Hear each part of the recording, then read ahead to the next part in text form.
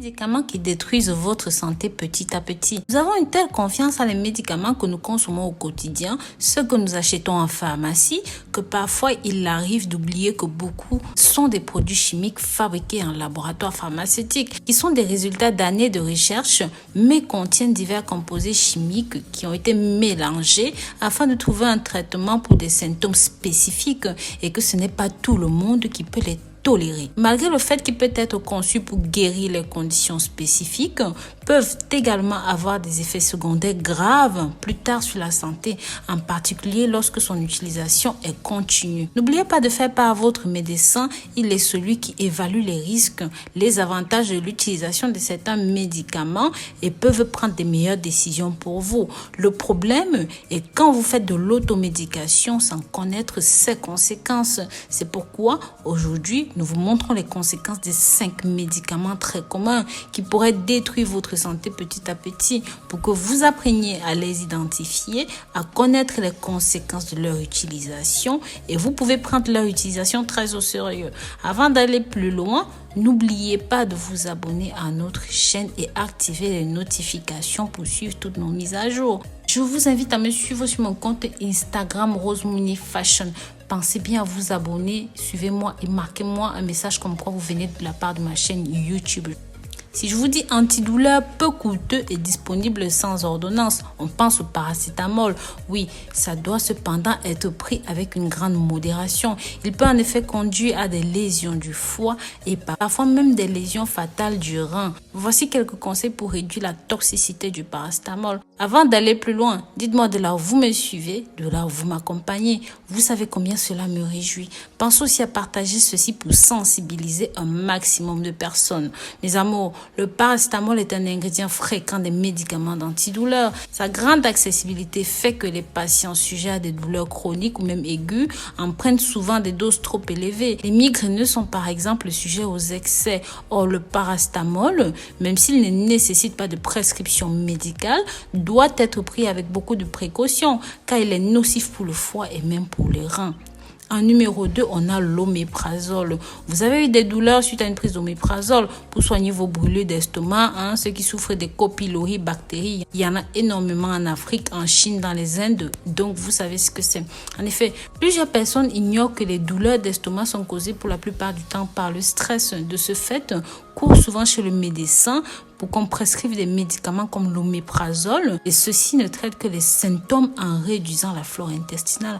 Pourtant, ce remède est très préjudiciable à votre santé et peut causer des problèmes respiratoires, vous pousser en dépression grave. Ils peuvent également provoquer des anémies, la perte de calcium dans le corps, de la pneumonie, des maladies rénales chroniques. La prise de l'oméprazole s'accompagne souvent d'autres complications telles que l'anxiété, les dommages du système nerveux central, les douleurs musculaires et même la démence et d'autres divers problèmes neurologiques. En fait, sa dangerosité réside dans divers facteurs. Déjà, nous avons l'automédication en lui-même parce qu'il n'y a pas de prescription. Chacun prend quand il se sent pas bien et ceci peut avoir de graves conséquences pour la santé. On a constaté que 25% des personnes qui consommaient de l'oméprazole mouraient de façon prématurée. En numéro 3, nous avons la prednisone. En fait, ce sont des corticoïdes qui sont des traitements qui permettent de mettre en rémission, même de guérir un grand nombre de maladies, mais ils peuvent induire un certain nombre d'effets secondaires. Après plusieurs semaines de traitement, 60 à 80% des patients qui ont consommé ceci disent avoir observé au moins un effet indésirable de ce traitement. Les effets indésirables ne sont pas graves dans la plus grande majorité des cas. Par exemple, la difficulté à trouver le sommeil, mais sachez que les risques varient essentiellement en fonction des doses reçues et de la durée du traitement. Certains effets indésirables surviennent principalement lorsque le traitement est prolongé, par exemple les insuffisances surrénales, l'hypercholestérolémie. D'autres effets peuvent survenir dès le premier jour du traitement comme l'insomnie, l'augmentation de l'appétit. Pareil, ces risques varient en fonction des personnes. Les effets indésirables à court terme sont l'augmentation de l'appétit, une prise de poids, une rétention d'eau, une tendance à l'agressivité avec l'insomnie, une nervosité aggravée, une aggravation de la dépression, un déséquilibre du transit, du diabète, l'hypertension artérielle, la rétention d'eau, modification du cycle menstruel chez les femmes qui peuvent être plus abondantes, moins abondantes, irréguliers et voire même l'arrêt des règles. Les hommes peuvent aussi se plaindre de la diminution de leur libido et pire encore, la modification de l'humeur, le tremblement des mains à long terme, l'hypertension comme on l'a dit, l'ostéoporose, l'ostéonécrose aseptique, la fonte musculaire, le glaucome, la cataracte, l'atrophie cutanée, les risques d'infection cutanée.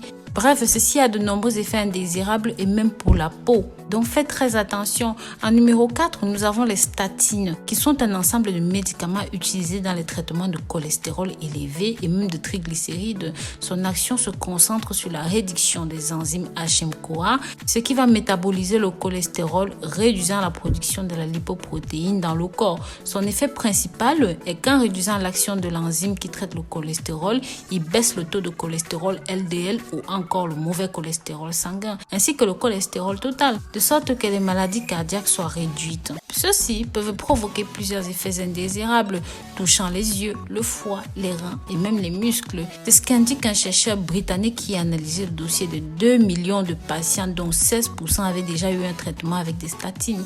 Selon des données recueillies, pour chaque tranche de 10 000 usagers, la prise de statines sur 5 ans permet d'éviter 271 cas de maladie du cœur, 8 cas de cancer de l'œsophage. Toutefois, ceci provoque aussi 307 cas additionnels de cataracte, 74 cas de dysfonction du foie, 39 cas de myopathie, 23 cas supplémentaires modérés ou graves d'insuffisance rénale. Ces effets indésirables sont apparus chez les hommes autant que chez les femmes. Enfin, nous avons les alpha-amylases ou encore maximilases et autres compagnies. Tous ces médicaments qui soignent les maux de gorge, ce sont des sirops contre la toux, un petit peu comme le Clarix pour les toux sèches chez les enfants, le Vicks Vaporub, car ceux-ci présentent des risques sanitaires disproportionnés. Ils font courir aux patients certains risques. Et c'est pareil pour le cas du ginkgo biloba, qui est un produit contre le mal de gorge, la toux et même certains argiles contaminés au plomb. Donc faites bien attention à tout ce que vous ingérez, surtout si c'est en vente libre. Si vous avez aimé la vidéo, n'oubliez pas de partager pour que ça touche un maximum de personnes sur vos réseaux sociaux favoris, WhatsApp, Snapchat, Instagram, Facebook. Bref, partagez. Je vous dis à très bientôt pour une nouvelle vidéo. Bisous, bisous.